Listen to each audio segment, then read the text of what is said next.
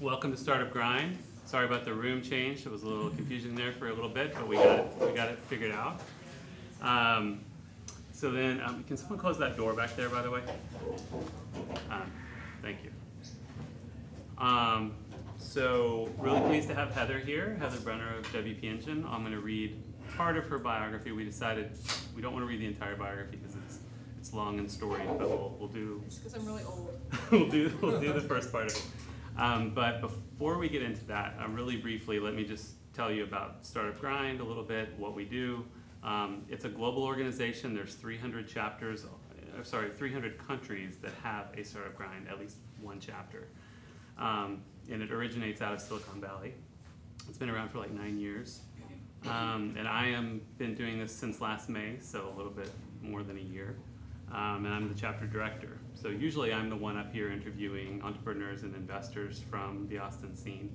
But the point of it, in any community around the world, is to encourage entrepreneurs, to help them, to support them, to inspire, educate, and connect is really the three values that they espouse in their organization. So that's what we try to do. Bring up people like Heather who have been there and done that and have a lot to teach. And ask them questions, and then when I'm finished asking questions and our conversation is over, you guys will have a chance to ask questions as well. We have a couple of sponsors tonight that I just want to call out really quickly. We have Egan Nelson, it's a law firm. Where's Mark? Mark Nathan, there he is. He is with Egan Nelson. You can talk to him directly, but they do world-class counsel for startups. If someone is looking for an attorney, you should at least talk to them. And we also have Atlassian as well, enterprise collaboration software. They have a huge installation at 3rd and Colorado. Amazing company that went public in Australia. They are great supporters of the Austin startup scene, and we really appreciate their support. And then of course Capital Factory for providing the space to us.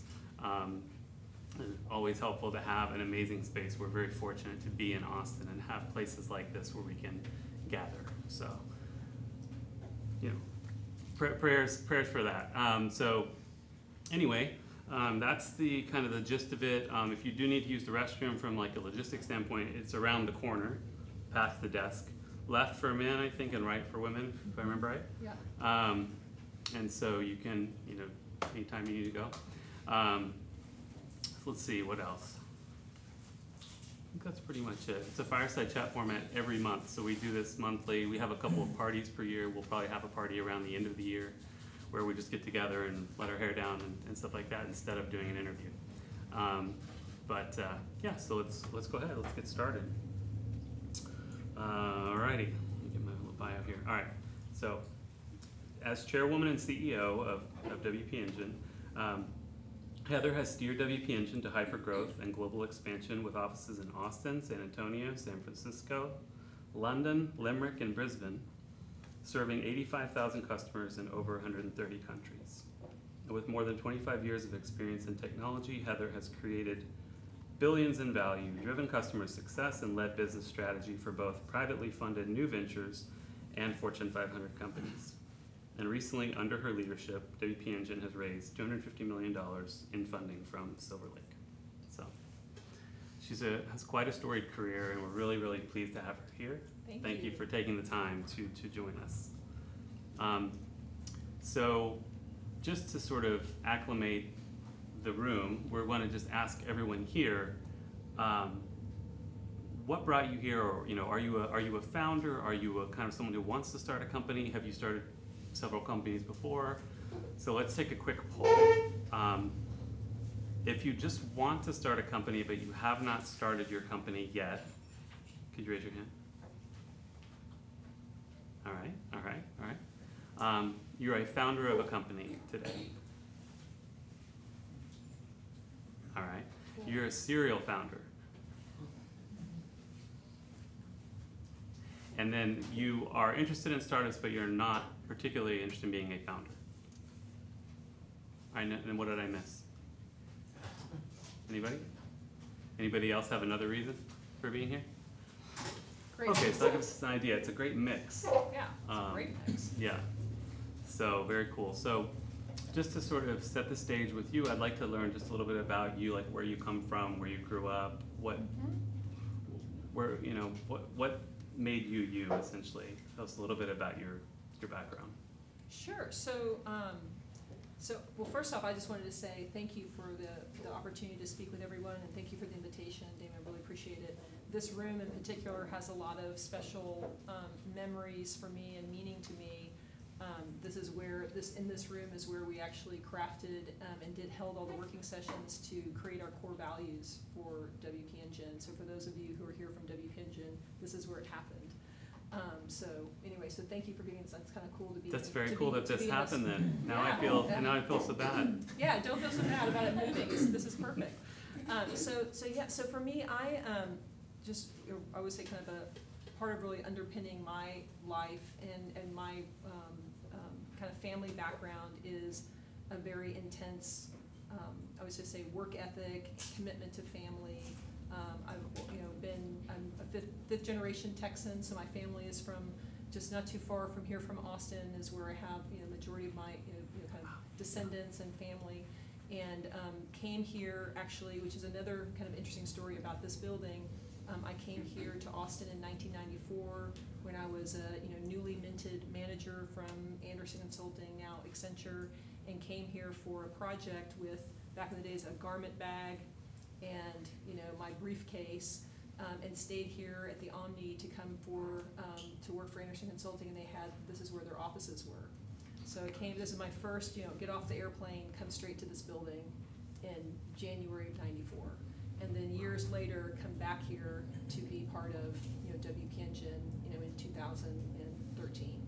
So it's kind of an interesting part. So for me, basically, I've had the opportunity to work in, always interested in international business. I grew up in Houston. My father worked in the energy industry. He worked in world trade, and so a lot of work at the Port of Houston, et cetera. So I'd always go to work with him, meet people. I was always fascinated by international travel and all the things that he was doing, and was always fascinated by that. And that then led me to go to Trinity University here in San Antonio. I have an international economics background, and that helped me to get to a place where I kind of found my career in technology actually through a study abroad program when I was studying at Cambridge University in England on an international economics study program. I met a partner from Anderson Consulting at an event kind of like this, but for students who are interested in finance and it's called the City Club. So people who were interested in going to perhaps work in the financial district of London out of college, out of university. And it was through the discussion, he was giving a talk about the work that they were doing to start to bring business systems and automate a lot of things that were going in, basically kind of more back office type of systems. It was really interesting. He was talking about doing this for Lloyd's of London, and so after his talk, I went to talk to him and said, I'm just fascinated by this. This is super interesting. And he said, why don't you come and see a project? So he invited me to come, and so I got to go to the project site and see it, and then kind of unfolded from there that he wrote a recommendation for me to go to work at Anderson Consulting, and that kind of started my career into tech. And then from there, worked doing everything from learning how to code in COBOL, SQL, running basically design sessions, to project and program management, into doing more planning and more general kind of management of different projects. So kind of started from there, and then that was back in the 90s, so kind of seeing every kind of major technology wave from back office automation, green screen COBOL, to first generation client server, ASP model, SaaS, the beginnings of SaaS and ERP. I worked at, ran the Austin office here for Oracle. So seeing a lot of different, changes both in terms of large companies, and then going in from SaaS, working in social commerce and at Bazaar Voice, working in terms of web analytics at Coremetrics, and then lots of other different enterprise software at Trilogy, and then taking all those different types of experiences now to get me to a position to be able to work at WP Engine and have that perspective about technology and what's possible with the web. Mm-hmm. So it's just a little bit of smattering of my background. Absolutely. So one thing that we talked about a little bit is when you're building companies, having diversity, having an inclusive culture is very important.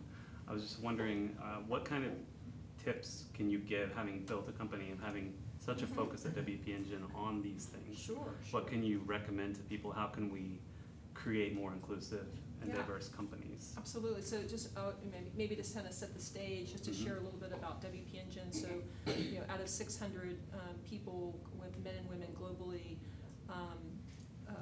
we have basically a third of our organization is non-white. A third of our organization are women. At the management ranks, a third of our non-executive management are women, and at the executive C-suite, in terms of the C-suite is basically 60% women, and the entire executive team it's 50-50. And we have a third of our organization. I think it's actually gone a little bit higher to 35% of our organization does not have a college degree. So we have a very, very, I would say, for a technology company that's growing in their space, I would say considered to be a relatively diverse organization, and we're very proud of that. And I think one of the things I always say is diversity attracts diversity. So if I'm a woman and I see other women ahead of me thriving, if I'm black, I see other people who are black who are thriving. If I'm gay, I see other people who are gay who are thriving, who can be themselves. Then that attracts other people to say, this is a place where I can be myself. And I think that's really, really first starts off, and I think a big part of that is how we really instantiate that into our core values around this ability for people to be different, and for people to, in essence, say, you can be different, you can be different, we can agree, in essence, agree to disagree, as long as you're proud of what you're doing and the character and integrity that you're operating with, then you're doing the right thing. And so it kind of allows people to be different and allow people to kind of be owners of what's happening for them in the company. So I think part of it is like that sense around our core values. The other part of it just I think is also that how we treat people, and we treat people with a sense around of abundance. So we practice open book management. So we teach all of our employees how to read our financials, to know what our KPIs are, and then we share openly, transparently what our results are every month. And it seems like a little thing, but it's actually a really big thing when your employees really know what's going on and they feel like they're treated like an adult or treated like an equal in the business. Then it has this other kind of empowering impact around people finding opportunities to help the business, to work on the business, to do things in a way, and embrace that. And so those kinds of things you would say, like, well, how does that create diversity? Well, basically what it is we're empowering more people from more backgrounds to be business people, versus saying only an elite few of people, if you have this title, that means you're a leader. No, that means that everyone can be a leader, and then that means people then can build their confidence, build their trajectory, build their impact, and then that attracts, they help to attract and grow other people as well. So I just say, us opening our doors wide. A lot of technology companies require a college degree for any job, and I have been, one of those people, those tech leaders who's done that in the past, and really coming into WP Engine and seeing the quality of the team and the kind of energy of what they were doing. When I joined the business, we were about 40 people, 5 years ago. And so, but seeing the kind of just the diverse team that already existed, and the quality of the team, and in our space, and what we saw was in open source, there was really a mixture, and so we decided just to embrace it. Mm-hmm. So I think just those are just some of the things. But I think it really just starts with, how do you treat people? Do you actually value difference? Mm-hmm. And if you do, that has to be the foundation from which you can build all these other things to really have an inclusive, diverse culture and environment. Mm-hmm. What do you think when you hear someone say, are they a culture fit when you're hiring? Mm-hmm. Is that a good thing, or is it? I think it can be abused. Mm-hmm. I think it has to be. I think you have to be really clear on what you're interviewing for in the company. What does that mean? Mm-hmm. And I think it's important to ask people questions about how they handle different situations, and getting a sense around, are they going to fit in? But I think for us is like we're looking more holistically around, do they have the kind of the experience? Do they have the potential? Do they have the work ethic? Do they have a match with our values? Do our values resonate with them? And can they share examples of that? Then we kind of know, okay, this person holistically is going to be the right fit for Mm-hmm. us. And I think for us in our environment, it's kind of like, I know that this is, a lot of companies can say this, like a no jerks, but I really feel like we're doing a really good job. And if there's a jerk emerges, I think we have, an organ,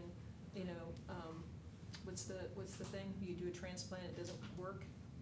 Tissue rejection, organ or rejection. And I think those things happen pretty quickly. You're self-healing. It's self-healing, and then I think that's why I always say our culture is like an operating system. Your culture is like the operating system of the business, and your culture is basically your core values and action. And so if everyone starts to see that, then you know that perhaps you've had a pure, previously undetected recruiting error, and then you just move on. And it's like, and that person is probably not, they're not a bad person. It's just not, maybe just not a fit in our environment. Right. Yeah. So what is the culture? What is company culture? How would you Well, to me, define it? culture is your core values in action. So are you, whatever you say you stand for, does that actually what you hire to? Is that what you actually celebrate? Is that actually what you fire to? Is that actually what you promote to? So do you actually live your core values? And do you, use them as a way to make decisions? We have over 3,000 interactions with customers a day. And each of those interactions is an opportunity for you to be true to, are you being customer inspired? Are you doing the right thing? Are you thinking built to last for the business?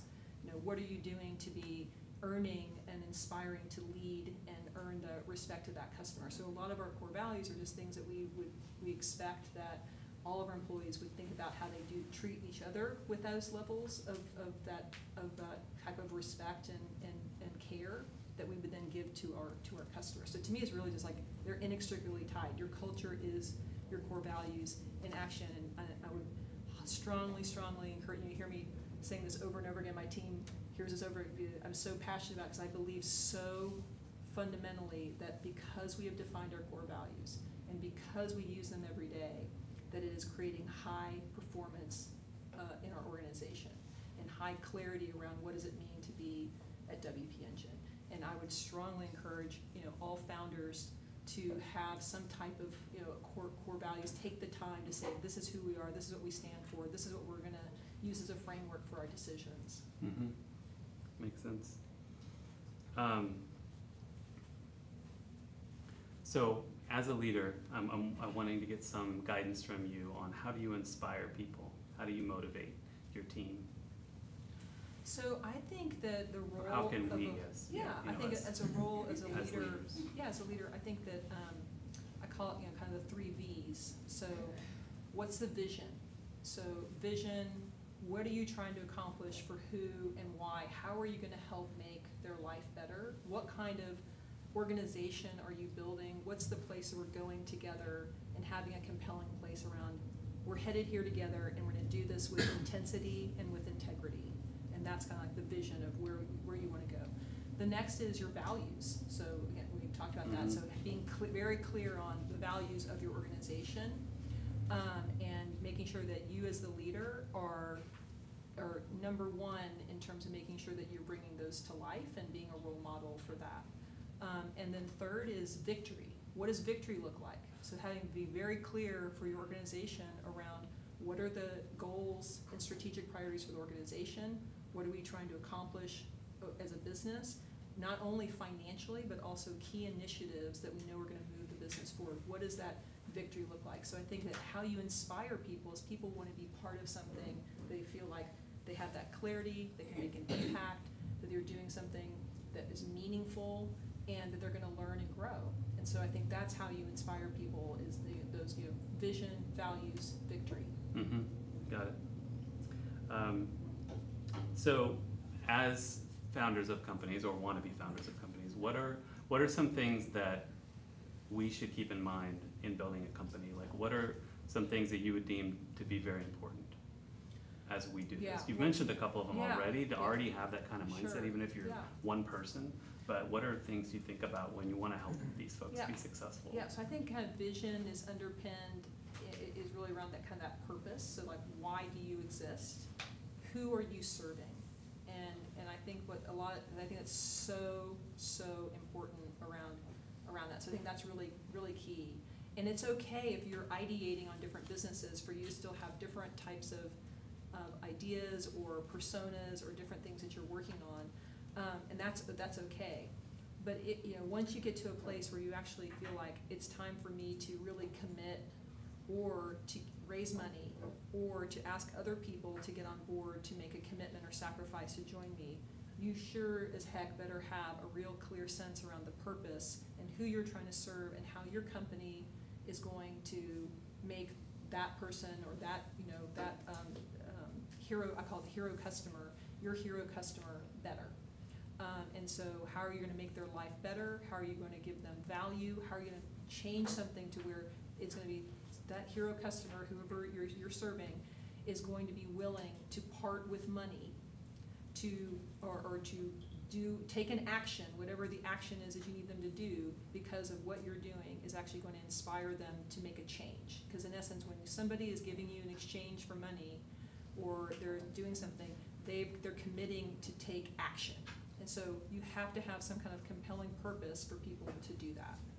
And what I have found very often in talking to entrepreneurs is that they still have not honed in on who is their real hero customer.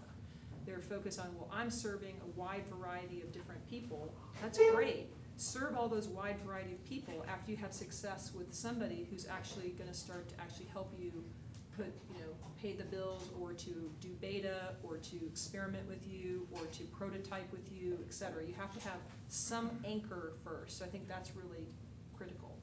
I think the other thing is, I think it's really important at every stage, but particularly in the early days, is to have a path, kind of a path called path to $1 million. This is not this is not rocket science, but just having a clear path around. These are the assumptions I would have to make. These are the things that would have to happen. That's very clear and articulated around how am I going to get a path to $1 million. And so that might be different. You may say, well, I'm just trying to run a lifestyle business. I don't need $1 million. I just need to make whatever I'm making in some profit. That might be different. But most people who I'm talking to are actually thinking about how am I going to build something that's going to be a company that's on a path to actually have some type of funding, and then from there, a path to Series A, Series B, beyond. So if I'm thinking about that kind of lens, I don't think a lot of times, as I talk to entrepreneurs, they spend enough time thinking about that, and then anchoring that hero customer into and showing how that hero customer helps that path to $1 million manifest. I would say the other thing is when I talk to a lot of entrepreneurs, they have not done enough customer research. When you have a hero customer, so you're serving the developer, or you're serving the marketer, or you're serving nonprofit executive directors, whoever you're serving, you need to talk to 20, 30, 50 of them. You spend as much energy as you can knowing exactly their day in and day out, and how are they going to change their behavior and their action to use your product, your service, and engage with you. And there's nothing more compelling that inspires your team or your potential investors than you having real stories from people that you've talked to, that that your product is going to meet, has a market fit, has a market need, and the people who are engaging with you. So have a hero customer, talk to lots of them, have that inspire then what you're doing, and then have that, of course, then help you build a plan. I know that plan sounds very general, but some type of a path that you can then start to be working on and iterating on. As I recall, Jason Cohen did that. It's been founding WP Engine. I remember him telling the story of 30 to 50 people that he spoke to, where he had this series of questions and he asked everyone the same questions, and he kept getting the same answers over and over to the questions, where there was this gap in the market between professional hosting and hobbyists that wasn't being served. People were worried about speed, they were worried about security, and he kept hearing it over and over and over. He's like, I got to where I could predict what they were going to say before they said it. And that's when he knew that he had something. He had something, exactly. Yeah. So it's an illustration of what you're talking about. And I think for me, even like now, as into the company, and we're at almost 90,000 customers, I'm reading every unsat ticket. I'm reading every, kind of situation that happens. You guys may not know this. People from every like, those things. oops. I'm reading all of our NPS. I'm reaching out. I have customers that I talk to quarterly. Customers. So for me, it's like important that no matter what stage you are, you never lose pulse with what is ground truth around what your customers, how they, use your products, how it helps their business, and what are the things that they would aspire for you to do more of. And again, that connection, and I could not ask anyone for money if I were an entrepreneur had I not done my homework around really truly knowing who I'm serving. Mm-hmm. Awesome. So thinking about, I don't know if you're really investing in companies right now, but if you met with a founder, what would you be looking for in that founder to sort of know they were on the right path, or what would signal success to you in your interactions with that person? Well, I think just first off would be their passion and knowledge about what they're wanting to go and build, and the fact that they've done their homework, that they actually have had those customer interviews, that they've actually depending upon what stage or where they are. If somebody who's like, I need your help to ideate. Okay, but let's put that aside. Let's say somebody who, I have an idea, I have a business, and I'm looking for an angel investor. Then I would want to see how is their purpose of their company actually informed by data? How is it informed by original conversations, what people said? What have they done to really validate their hypothesis that this product is, or this idea is really valid? And I'd want to see how they're thinking about what would be the next steps. How have they used their own money, their own time to get to what stages and what milestones, and what would they be seeking to go do with more money? What would be their, in essence, that game plan, and having again, that back to the whole thing of having a planful approach around what's next. Who are they surrounding themselves with? Their team, or as advisors? Is it also a big signal? And what is their sense of humility? I think that a lot of times people, or their ability to be vulnerable and to say, here's what I know, here's what I don't know, here's what I'm looking for, et cetera, versus a lot of times people have the sense where they will appear weak if they don't kind of have all the answers, or actually makes them look weak if they do. So it's like what's that balance between the humility of, here's what I know, here's my experience. There are a lot of entrepreneurs who are serial entrepreneurs who have that sense, who have kind of gone through a lot of the growing pains, and of course that's maybe a different animal than maybe a lot of times that folks I have met with here at Capital Factory who are first time entrepreneurs who are going through that journey. You don't have to know it all. Surround yourself with great people. Right. Use your resources. Use your network. Exactly. So when we're operating a business, we often have to make tough decisions, tough calls. Can you just give us some of your thought process when you're having to make a really hard decision? Like, how do you make that decision in business? Well, if it's a hard decision based on like data or numbers, I think you just have to go back to your strategic plan, your strategic priorities, and how does this fit vis-a-vis that.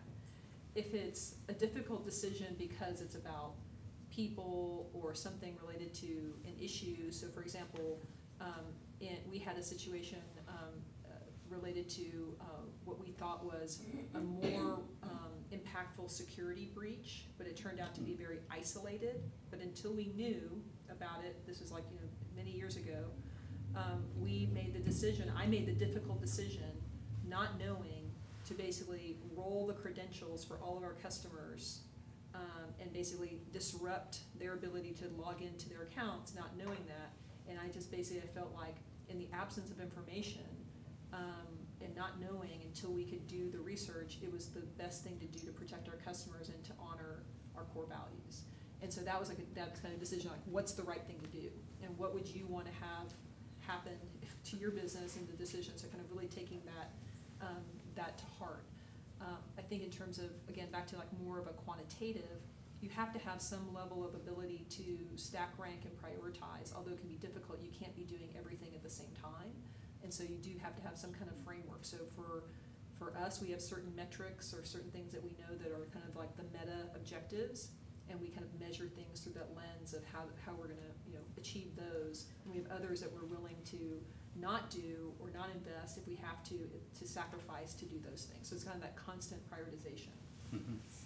Kind of a tangentially related question. If you have two people who are in disagreement about something, and let's say you're the moderator or something in a certain situation, how do you sort that out? How can you get to a better place when two people just can't seem to see eye to eye? Bottle of tequila and a door, close them in, don't come out till you work it out.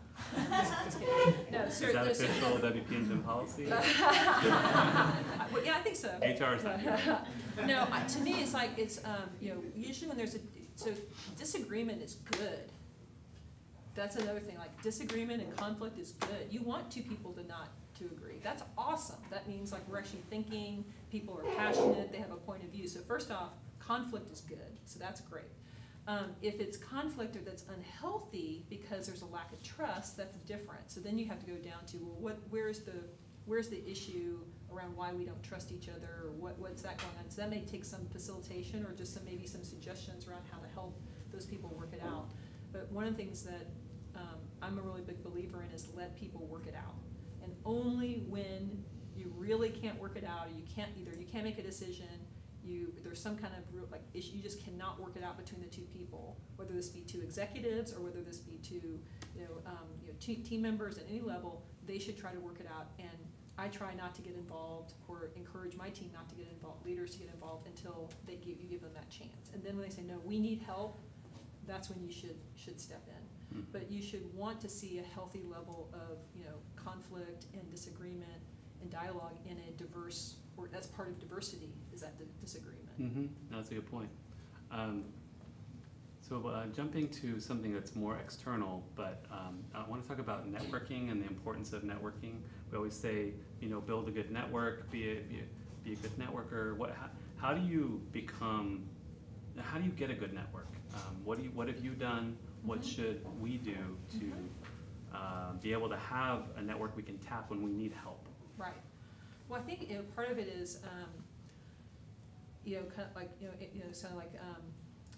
to be the saying, but like to be a friend, be somebody who be worthy of friendship or whatever. Mm-hmm. So if you want to be building a network, part of building a network is you have to give. So part of what are you going to do? How are you going to? If there's something that you're interested in. So let's just say, for example, here at Capital Factory. So how do I build and take advantage? I'm new to Capital Factory and take advantage of that. Well, part of it might be is like figuring out what are some of the things that you're interested in events, and then perhaps volunteering. What can I do to help set up? What can I do to be supportive, and kind of finding ways to give back? Oh, there's something that's coming up. Well, what can I do? And those kind of things. So those kinds of situations where you have an interest, then find a way for you to give back to the people who are already organizing it, and then offer to help, and those kinds of things. I think is really is one way. I think the other thing is networking within your own company is important. Or if you're in a company structure, is just finding things that you're interested, meeting people from other departments and building that out. I think the other thing is asking for being very specific. If there's people that you aspire to meet or to get to know, be really specific.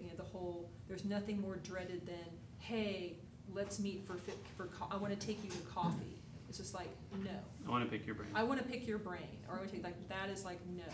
It's like, what specifically are you needing help with?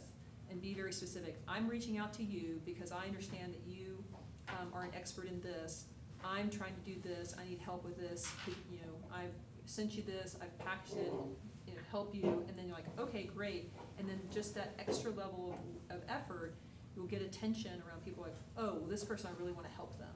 And then that maybe becomes the formation of some type of discussion or exchange or network, et cetera. Mm-hmm. But I think it's kind of like you got to give to get. And I think that I would say one of the things that was the most powerful things I've done here in Austin in terms of building my network is going to a call for volunteers at United Way. And so I went to that call for volunteers. I was new here to the Austin, kind of coming back into Austin, and I was like went to that, met all kinds of people, and through that just met all kinds of, just different people from all different types of industries outside of tech, but those relationships helped me in tech. Mm-hmm. So anyway, so just again, back to this, like, think about it from a standpoint, like building your network is, I'm gonna just meet a bunch of people, is be like, no, I'm gonna give to a bunch of people, and through that giving, I'm going to then build my network. Mm-hmm. Yeah, like be a person of value, like Yeah. bringing value to others. Mm-hmm. Yeah. Mm-hmm. Makes sense. I mean, I think all of us have incredible different gifts that we can be giving Mm-hmm. in different ways, and what you take for granted, like something I took for granted is like, oh, my, just general business knowledge and finance knowledge was like a boon to the United Way, because they're like, we don't think like that. So can you help us with all these, auditing, the financial results from the nonprofits who have to submit them, and giving us a framework and coming up with different. So that was like, to me, was easy, and to them it was like, oh, this is something that they didn't know how to do. So that there's different ways, and that can be within a nonprofit, it can be within your own organization, it can be within an organization you aspire to be a part of. What's your gift to them? Yeah, man, I'm a technical guy, so any kind of business person you meet who has ideas, they really relish having someone who understands technology. Right. So, flip side. Totally. Yeah, definitely need water, I'm sure. So we've touched on this a little bit, but what kinds of common mistakes do you see entrepreneurs make as they're trying to build their companies? What's something you see a lot that you would advise them to behave in a different way or go in a different direction?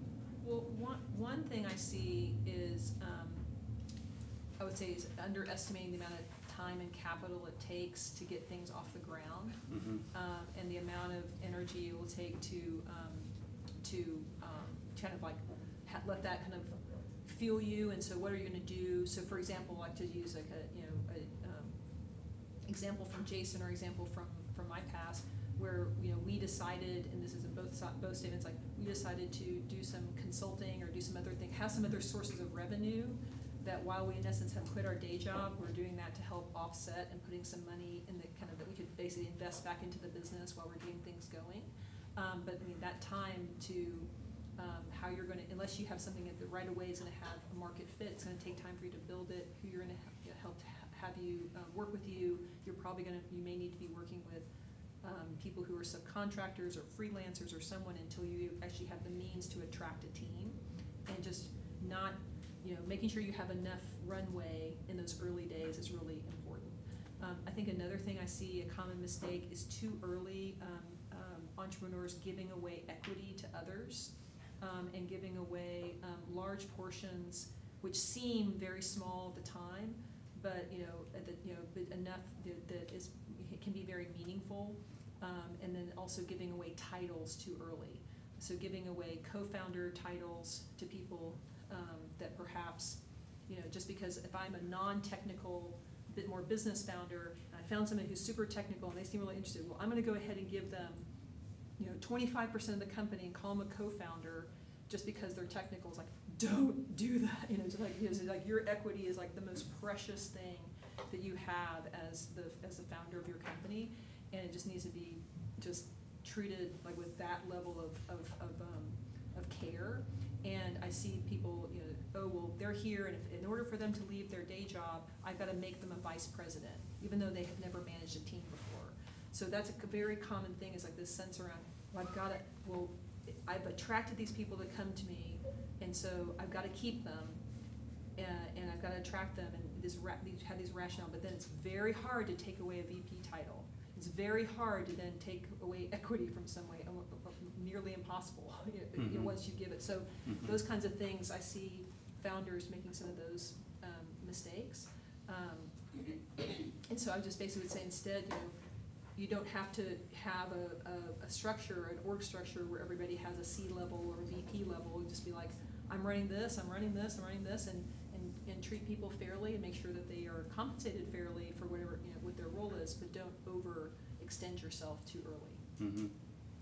What often seems to happen is founder doesn't have adequate capital, like you were saying, and then all they really feel like they have to offer is equity. That's right. And so then they wind up giving away too much because they thought that they had to do that. So what would you advise someone who's trying to let's say, find a co-founder or doesn't have enough capital to get their idea off the ground, there's something that they have to overcome there. So it's cash. how do they do it? You have to have enough cash. You have to have enough savings, enough kind of liquidity to where, and whether that means that you have saved and you had something else that you're then using that source for that, right, or you're supplementing your idea with something, whatever. But a lot of it just boils down to cash, right? And so for example, founders who I've seen do this successfully is they basically have traded cash for freelancing or for technical work or for whatever,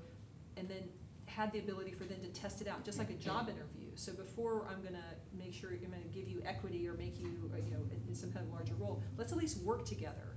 And maybe for you it's a part-time gig and you're kind of getting that, like that's a great thing for you to be able to kind of try before you make those commitments.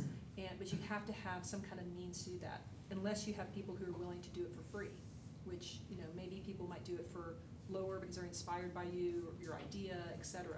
But I think a big part of it is, if you're going to make that leap, you have to have a safety net of something for you, for you personally. Otherwise, it creates so much stress and a lot of, I would say, dysfunctional decisions because of it. Mm-hmm. Mm-hmm. And for you, that might be a year of salary. It might be 6 months of salary. It might be, you've kind of mapped out your mind, something like that. You have to have, some type of corpus to get going and not feel that strain. Mm-hmm. Awesome. Well, I'm going to turn it over to the audience here, but thank you very much for chatting with me. Of course. Wonderful to have pleasure. you. Let's give her a round of applause. Okay. So I'm going to step off to the side and let you guys just ask her questions for a bit. We've got, easily 15 minutes of Q&A, and then we'll spend more time hanging out. Yeah, Lisa. Can you tell me exactly what your core values are? I'm really interested in core values and when you decided to do them, and do you do like the GE method where you rank people on the values? So we don't rank people in the values, but we do celebrate people who the values. So I'll go through the values. So first off, the history of them is that when I first came to the company, I kind of noticed that there was a sense around this kind of palpable sense about the company, that you felt like the team and everybody were here working at the Capitol factory just over there, and you could feel the vibe. And we knew that we were going to be growing and getting into different, probably geographies and growing very rapidly. We were more than double that year, and kind of saw that it was, we needed to really take the time to say, who are we, and get this down so that we could help to drive that scale and use it as a touchstone for hiring in particular, but also for how we're going to run the company. And so the core values, number one, is do the right thing.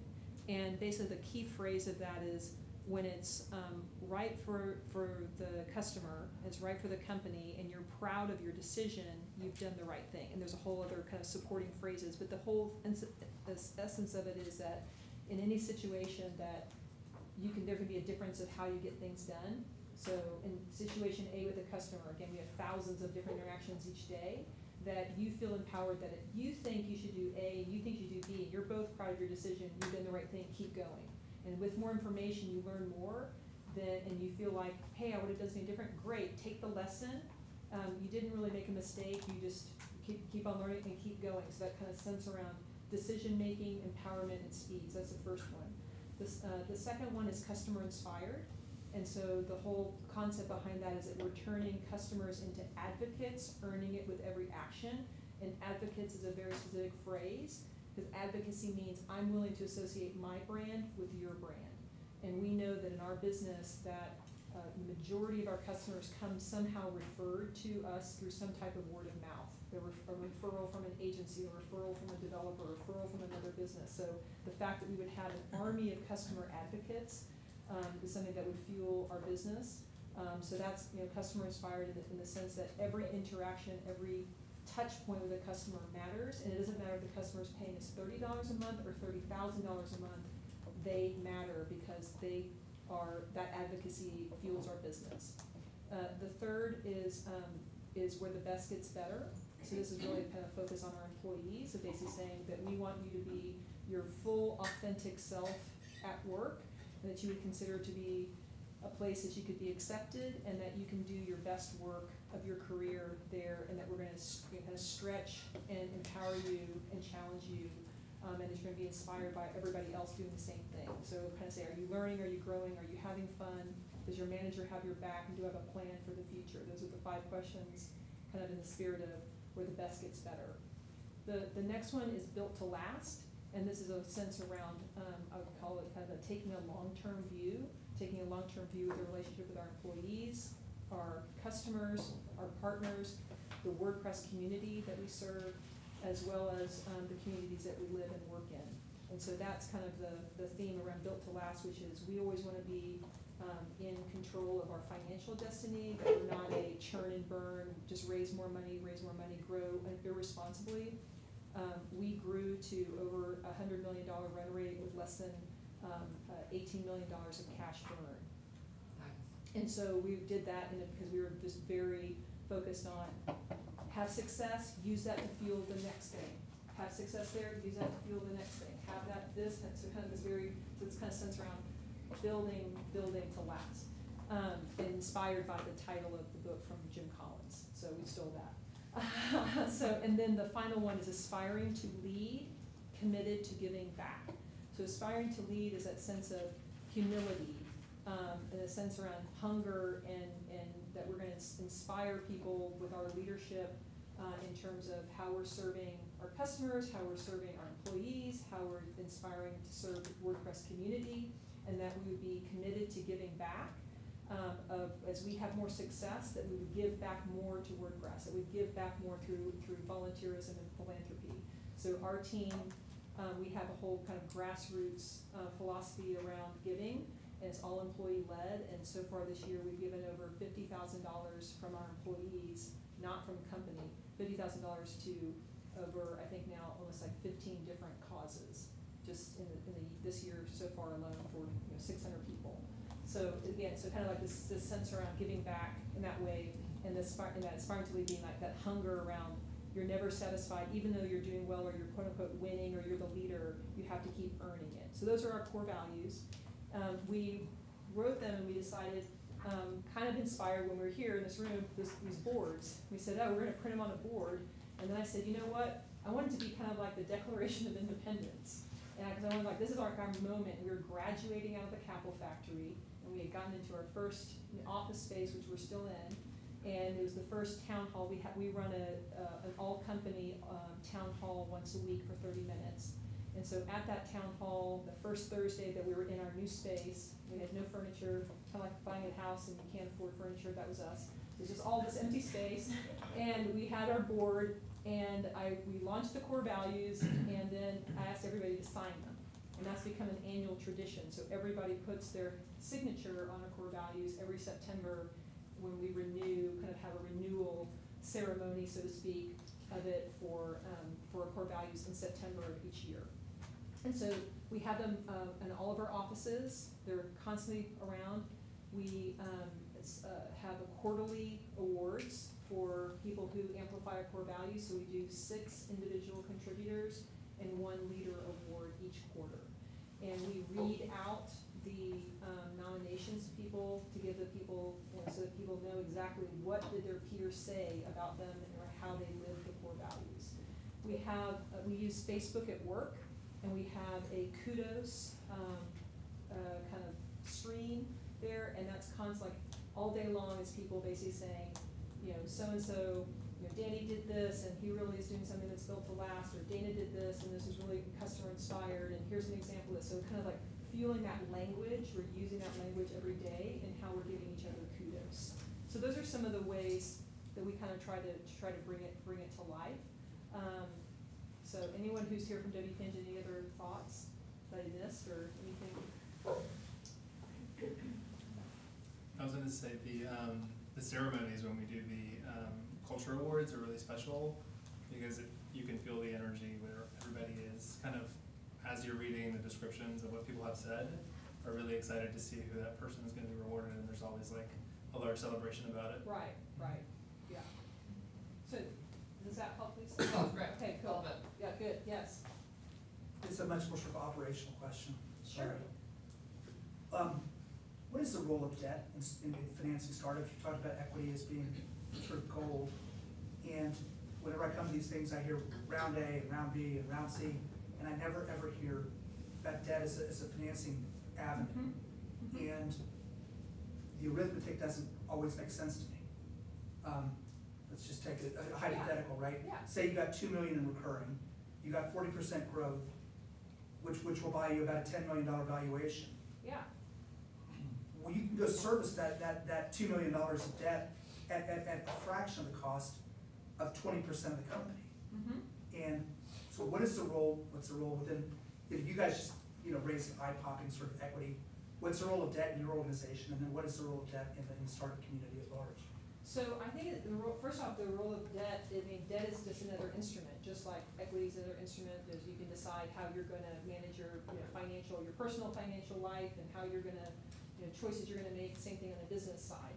And there's just different people have different views around how they use debt, and may have a business model that can support debt, and other business models that don't support debt, right? Well, that would be the obvious one is Yeah. you don't have the cash flow to Right. support So, it, yeah. so So, you have yeah. the choice. So, But yeah, exactly. To the degree you do, in my hypothetical you do, and I just don't understand why we don't see it more. I think it's there. It's just not, it's probably not you're not gonna see a big splash in, term sheet and Fortune like, so-and-so company just arranged for a revolver for, For its financing. whatever. So like, so, we have debt instruments, we have revolvers, we have other things, we've never used them, we've never borrowed a penny.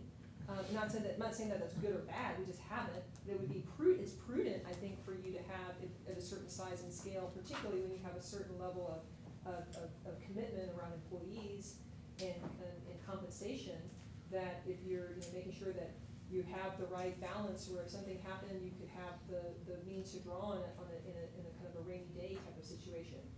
That's one scenario. The other scenario is like, no, I'm gonna use debt as an instrument. I've seen, there's definitely companies who do that. I've not personally used debt as an instrument for business. I've only used basically cash flow and equity. So that's just me, but companies do it, and I think if you have a recurring revenue model and you feel like it's really strong, and you're comfortable with servicing that debt and the partner that you're paying, and there's no covenants, and you're not having, because a lot of times they're gonna ask you for equity, and points and things like that, so as long as you're comfortable and you feel like, why not, it's definitely an option. And I really don't, I guess I'm not really an expert in debt, so I don't really have that much more to say about it, but other than, I know that, for example, in the private equity world at much bigger size, it's very commonplace, but in the smaller stages, to your point, it's not. Yeah, I just don't know why. yeah. Have you used it successfully? I'm doing it right now. Great, are you And, happy? Ask me in a year. Okay. Did you feel it's a terms But again, simple? to me, the Yeah. terms are, it's a complicated deal, but, Yeah. to work people with it, but it's, I ask myself, am I missing something? Why are No. more people not doing this? If you're happy, I think, why would people take equity from, or why would people partner with a venture capitalist or somebody who wants to do that? There has to be some kind of value equation. It has to be that VC is gonna do something that helps amplify your business in some way. They're bringing specific knowledge, network, experience, recruiting capability. There's something, so if you're gonna part with equity, just like I was saying before you give equity to anyone, they better be delivering some type of value to your business and helping you drive EV. I'll just make this prediction, I think it's a trend we're gonna see in the startup world, Okay, is more debt financing. great. Everyone wants to disavow, we're not into the billion or bust, really? So if you wanna build a $50 million company, debt seems like the bridge to do it on again, a fraction of the cost. Right. And I think we'll see more and more of it, Yeah. particularly in the sort of SaaS world. Yeah, and I think also just different in terms of different industries too. So I sit on the board of a public company that's a real estate investment trust, and But of course, it's a whole yeah, different world, right? And that's, totally debt powered, so, yeah. Joe? You've been at different companies at different stages of their life cycle. Do you think that everyone you hire has like a universal skill set they can work early stage, mid stage, growth stage, or do you think that most people generally they belong in a certain kind of business? And then having your experience that you have done different things, do you personally feel like you have like a sweet spot where you're like, this is where I kind of belong in the business? And Well, I definitely think that's a great question, and I would say that from what I've seen, that most people have a place that they prefer to be in terms of their risk profile and their risk tolerance and with their ability to deal with ambiguity and risk. And so I do think that the people who are going to kind of make the leap early, and when you don't have a lot of things in a lot of structure, who maybe thrive on that sense of like building, might be different than the people that you're hiring at, at 25, or even at like a team of, 25, 50 people. It's different than maybe your first 10. Is different than, kind of say, these different stages along the way. And I think that that's okay. And like right now, there's absolutely people who we interview right now who say, I would have never interviewed with WP Engine had you not, had I known that you were not over $100 million business and kind of your growth and you're kind of at that scale. Whereas we have other people who are in the business who are like coming to me and say, Heather, this has been awesome. I want to go back to something small. Help me get back to something small. I've loved my journey. This is great. But I don't want to be part of a large global organization. I want to kind of get back to the old scrappy days when we were at the Capital Factory and doing this, and I could do everything. I could be a Swiss Army knife. And now I'm a specialist in this role, and I have a boss, and they have a boss, and they have a boss. And so, but other people who are like, also people who I've seen make the whole journey, who are doing it phenomenally, and are going with the punches because they have a willingness to adapt and to change. And also, if you're not too, there is a cell mitosis that happens in a company, so we're doing this, so like, okay, you do this half, I'll do this half. Okay, now we're gonna add in some other people. You do a third, I'll do a third, you do a third. And then I said at some point, well, I used to be a VP running the whole marketing department. Sorry, you had the experience to run a marketing department at this size, but you don't have the experience to attract, energize, develop a strategic plan, and retain talent that we need to go to this size. So, sorry. And so either you're like, okay, I'm in, because I want to learn from those people, because I want to be doing that. Or they're like, no, I've got to be a VP.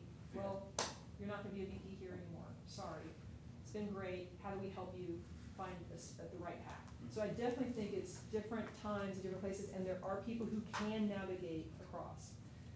So one of the things I love is I love the stage of where, it's kind of like there's a product fit, there's market fit, there's the, customers, we've got something to work with, and then how you come in and scale it and go global. I love that path.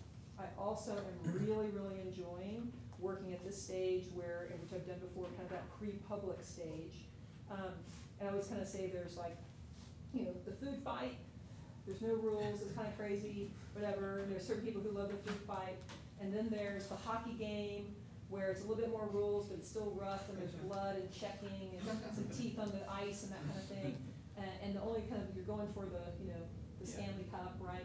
And then there's, college ball, football, sorry, Texas, but college, football, big, lots of energy. It's so fun to watch. Like you love it.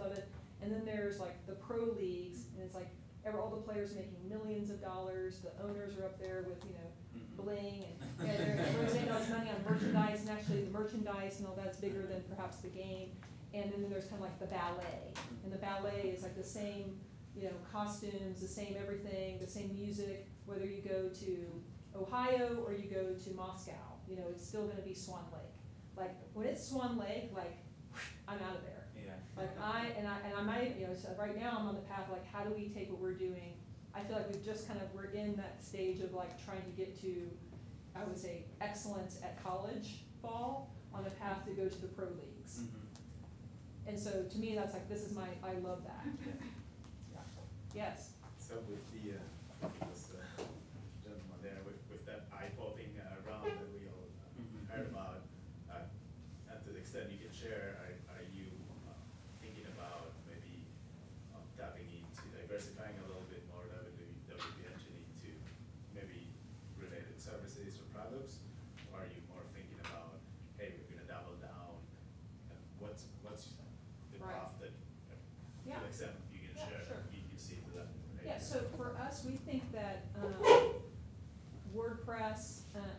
open source content management for us is just a huge addressable market. So right now, what we see right now in terms of 30% of all websites are WordPress. And of the top 1 million websites by traffic globally, 27% of those are WordPress. And of the top 250 most traffic sites globally, 25% of them are WordPress. And of those 25, basically only 3% of those are using some type of solution like ours. So we feel we have huge total addressable market in WordPress, and we're double, triple, quadruple down on adding more value so that WordPress becomes, the CMS of choice, using our tools and suite of tools on top of it to build great digital experiences. Whether you're Uber, who's one of our customers, who does all of their content sites on top of WP Engine, or you're Marriott, who is using us for all their properties outside of their .com, or if you are Sally's Baking Addiction, who she sold off her 401k and built her business, and she in essence views WP Engine as her tech team, because all she wants to work on is her business and her content, and we just handle everything else.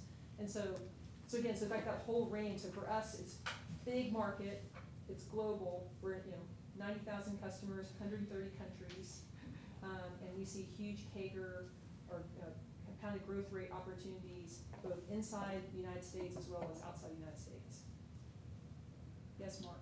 Would you mind speaking to your relationship with WP Engine as a follow-up, with WordPress itself, the Sure. organization? And as a native Houstonian, can you explain why nobody talks about how WordPress was actually founded in Houston? Oh, I don't know. Yeah, I'm all the way from Houston. Yeah, so if you think about, so there's the commercial side of WordPress, which of course we're part of the commercial ecosystem, and then there's WordPress core, or the kind of foundation, or the nonprofit side of that. And Matt Mullenweg is one of the founders. There's two founders of WordPress. He's originally from Houston, and then a gentleman who's actually from the UK who founded WordPress. And so just so far this year, we've already contributed more than $2 million to WordPress core in terms of original code contribution. We have multiple engineers who are focused on giving back code. We are doing content. We have 2 digital magazines that we publish every day. One that's targeted at promoting WordPress to agencies and marketers, and one that's a digital magazine promoting it to WordPress community and to developers. And so we're contributing that type of content as well in thought leadership. So we are very much all in on helping to work with everyone in the WordPress community, including Matt Mullenweg and his team at Automatic, which is the for-profit side of it, on advancing the mission of WordPress. So that's one side.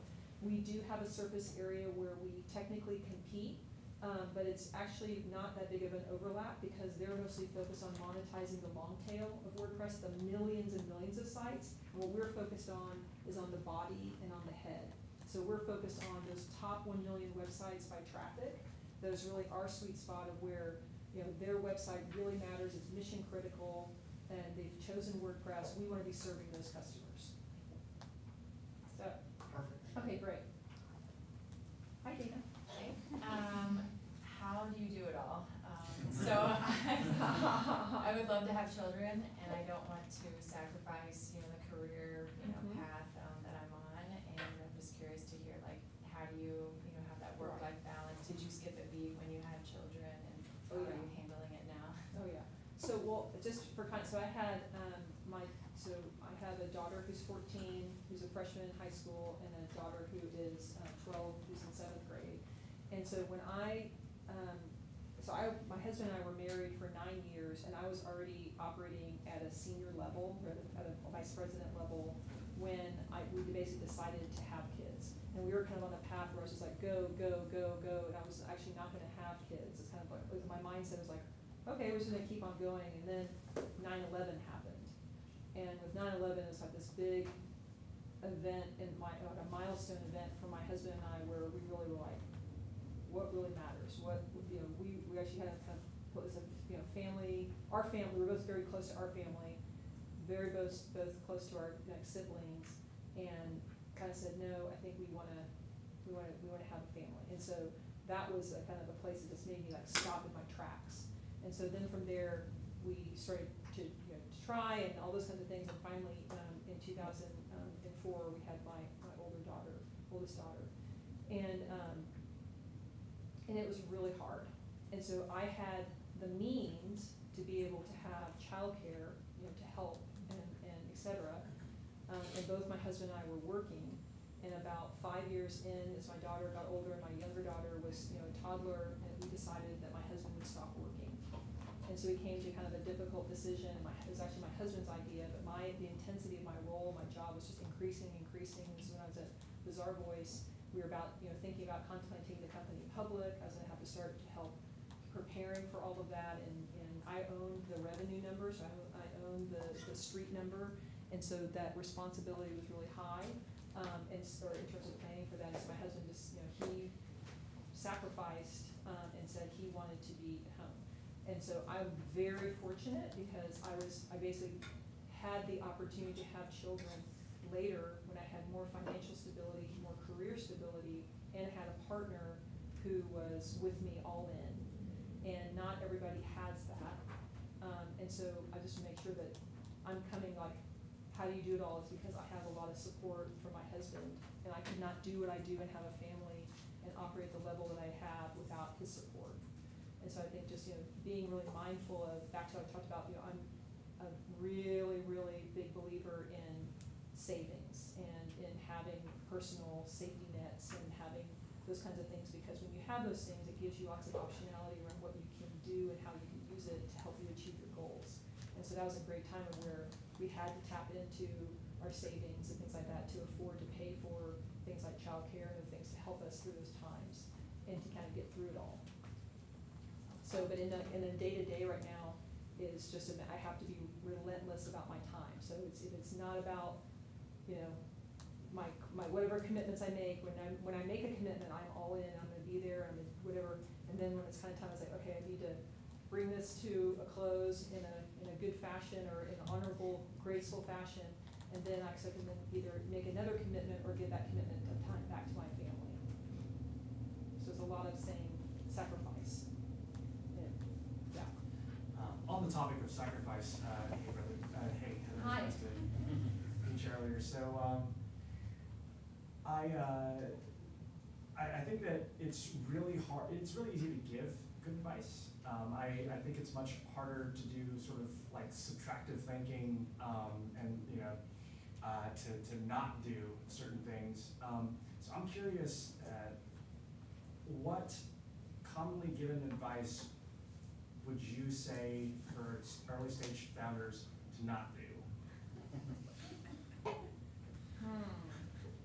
What would you disagree with?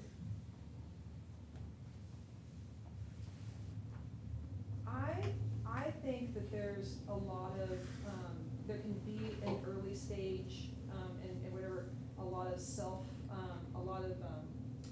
I won't say bravado, but like a lot of talk around reinforcing things around just focus on, like I just said, eat your vegetables, kind of stuff like people think it's gonna be easier than it is, that their idea is better than it is, that customers are gonna spend faster than it is, and all these different kinds of things. So I'm not sure if I'm just trying to, this is my reaction to your question, so maybe see if I can get there, but I think that what entrepreneurs don't do is just do the freaking fundamentals. Like eat your vegetables, drink the water, take a walk, take some sleep. I don't mean that in terms of like, yes, that's the mom in me says do all those things. But the Heather is like, no, like do your homework, talk to customers who you actually think are gonna use your product and give you money. Do the homework, have a plan, work the plan, have in the absence of revenue, have activities and milestones that you're holding yourself accountable to and freaking do them. Don't be sitting around in coffee shops just answering emails and working on your deck. Freaking talk to customers who are gonna pay for money for your product, or talk to people who are gonna help to give you money, who's gonna help you to do those things. So I guess to me is like, I'm not sure about what I would say like don't do, but I would say is like, I don't think entrepreneurs enough just do the fundamentals to where they can then, because when you do the fundamentals, just like when you've got 6 months of savings in your bank account, it's a whole different mentality around what actions you can take or what risks you can take or whatever, if you have some kind of thing, whatever. So like you think about what are things that give you confidence.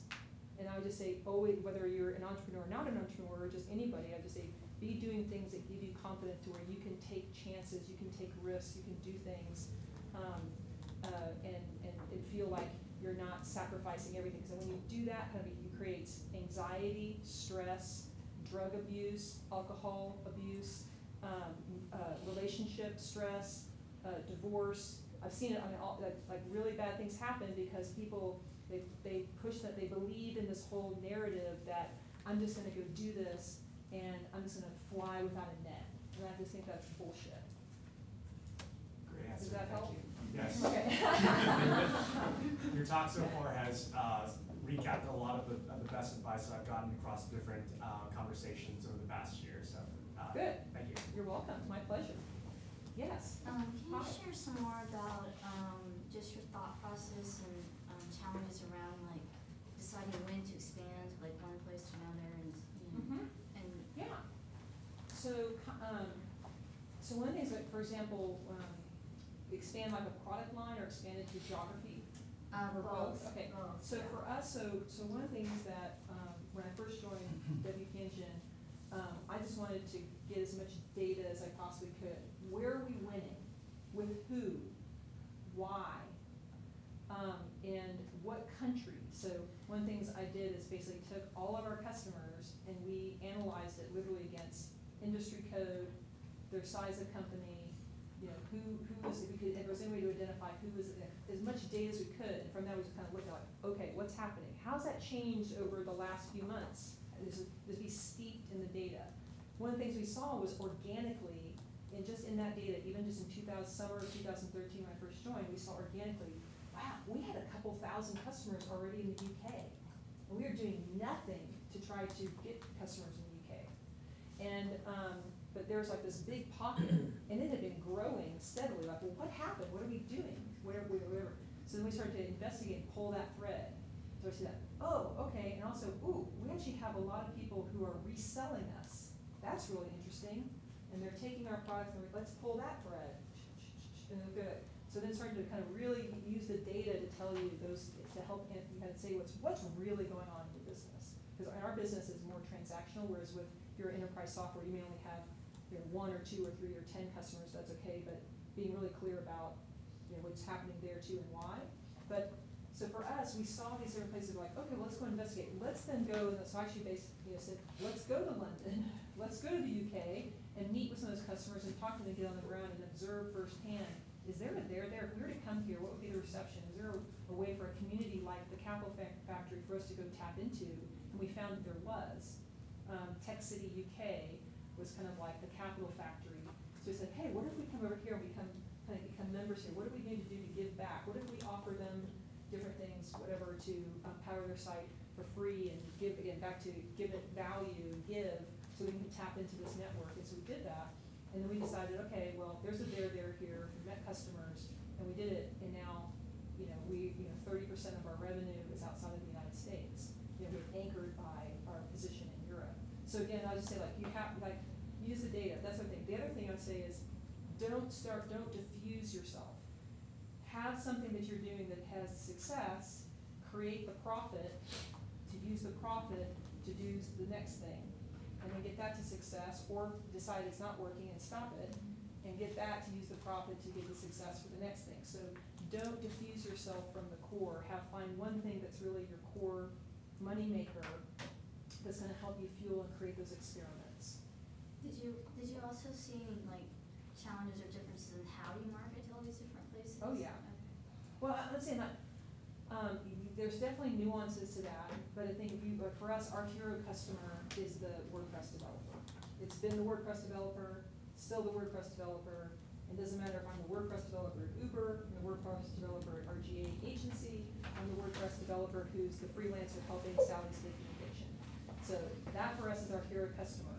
And so if we're making their life a joy to build on and build with WordPress on WP Engine, then we know that we're going to keep winning with, with that persona. And that persona allowed us to then say, hey, well, what could we be doing to help do targeting marketing for a marketer, a content marketer, and the person who the developer is actually building the sites for, and for us to actually start talking to that person. So that is a different persona, which has different messages and different kind of call to action around why they would discover and want to work and look at our product.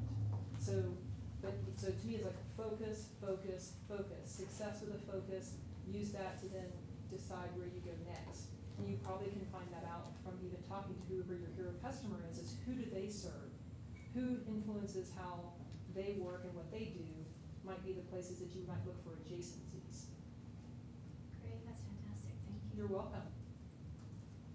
My pleasure. Yes? What's kind of like the legacy you want to leave behind after, everything's said and done? Well, the most important thing to me is that I have two of my children are good people. That's number one. And so that, again, back to the whole thing around that takes time and attention and care and being, think about, I'm working, basically every day, and probably somewhere around, depending upon the week or whatever, 60 to 80 hours a week. In some case, on the high side, like that, how much awake time do I have with my kids? So making sure that when I'm with them, I'm really present. I'm with them. They know what matters to me, that we can really connect, and that's really, to me, so making sure that that happens, that they feel like they're good, well-rounded citizens and people. So that's really important to me, with that.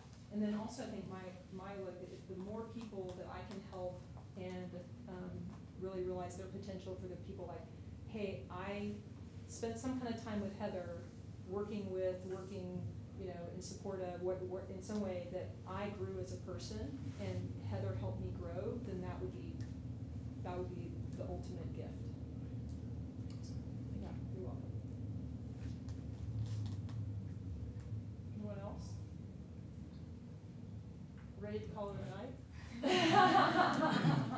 Awesome. No, yeah, I would say like, go for it. What's that? So go have fun with your kids. Thank you. No, it was awesome to chat with y'all, and I'm Heather.Brunner, 2 N's, at WPEngine.com. If I can help you in any way, I'd be delighted to help you. It may be asynchronously, but I would be delighted to help you in any way I can. Awesome. Thank you. Thank you so much. Thank you.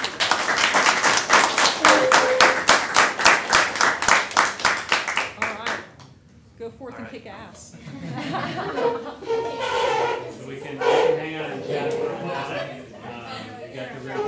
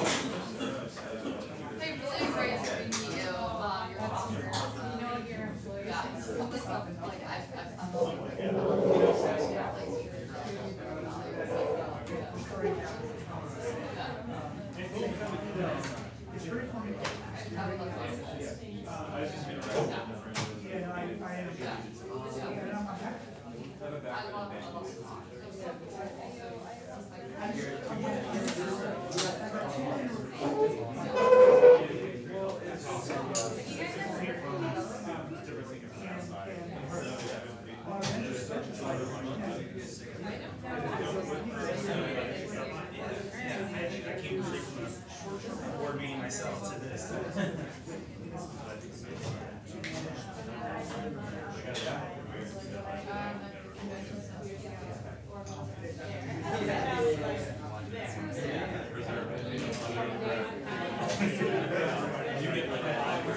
Yeah.